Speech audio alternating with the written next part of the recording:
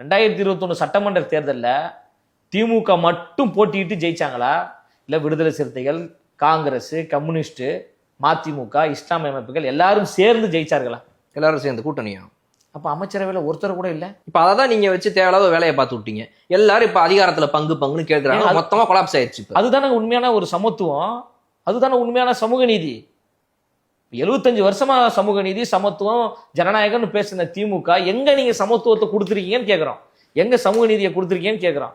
அமைச்சரவையில் இந்நேரத்துக்கு ஒரு விடுதலை சிறுத்தை கட்சியை சார்ந்த ஒரு எம்எல்ஏ அமைச்சரவையில் இருந்திருக்கணும்ல, காங்கிரஸ் கட்சியை சார்ந்த ஒருத்தர் அமைச்சரவையில் இருந்திருக்கணும்ல, மதிமுக கட்சியை சார்ந்தவங்க அமைச்சரவையில் இருந்திருக்கணும்ல, கம்யூனிஸ்ட் 2 கம்யூனிஸ்ட் இருக்குல்ல அந்த கட்சியை சார்ந்தவர்கள் யாராவது அமைச்சரவையில் இருந்திருக்கணும்ல.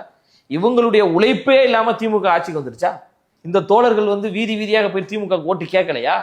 இந்த தோழர்கள் திமுக ஓட்டு போடலையா?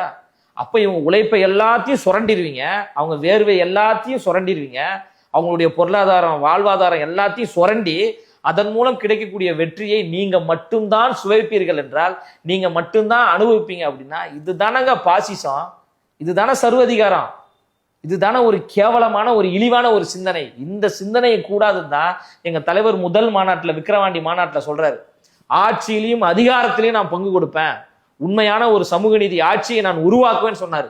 தலைவர் சொன்னதுக்கு பிறகுதான் இன்னைக்கு காங்கிரஸ் கேட்கறாங்களா? அன்னைக்குதான் போட்டீங்க ஒரே ஒரு பெரிய ஒரு கோடா போட்டு இந்த தமிழக அரசியலே ஒரு பிளவா உடைச்சிட்டீங்க. இது பிளவு கிடையாது, பல அரசியல் கட்சி தலைவருக்கு எங்க தலைவர் வகுப்படுத்திருக்கிறார், ஒரு ஆசிரியர் போன்று. மண்டையிலே போட்டு பொழந்திருக்கிறீங்க பல கட்சிகளை.